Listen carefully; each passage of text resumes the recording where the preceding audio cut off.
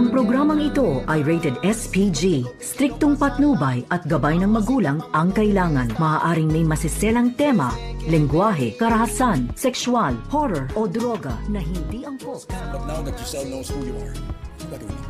Wala. Dahil matagal ko na siyang pinakaisa-isa.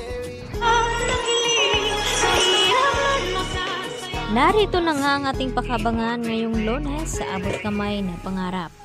Kinausap nga agad ni Eric itong si Justin at dito na sinabi na ngayon nga ay alam na daw di umano ni Giselle ang tunay niyang pagkatao, ano daw ang gagawin dito ni Justin.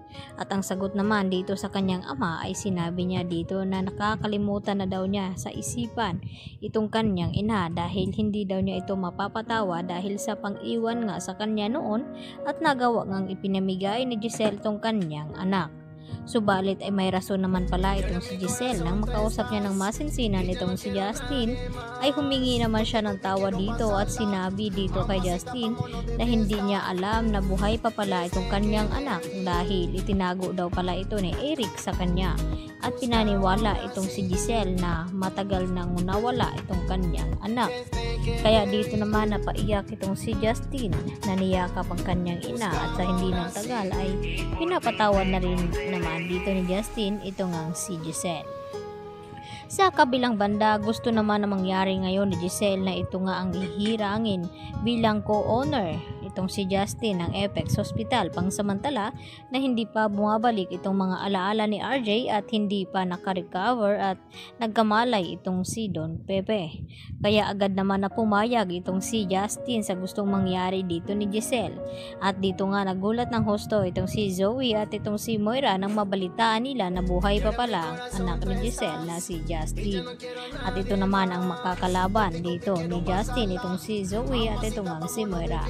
Samantala dahil tumitindi na rin naman itong sakit at naramdaman dito ni Lynette kaya ang gusto mangyari ni Carlos Benitez na magbakasyon daw muna sila ni Lynette at ang kanyang anak na si Annalyn nang sa ganon ay gumaling ito at maibsan ang stress na naramdaman ngayon ni Lynette at trauma sa nangyari ng pangloloob sa kanilang bahay.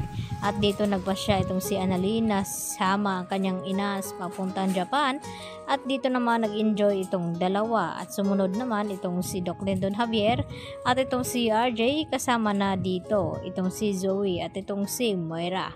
At sa hindi inasahan ay namasyal nga itong si Lynette at Annalyn ay dito naman napansin ni Annalyn itong gloves na naiwan sa lamesa at dito niya sinabi kay Lynette na naiwan daw ng babaeng iyon na mabilis umalis at hinabol naman ni Annalyn ang babaeng iyon.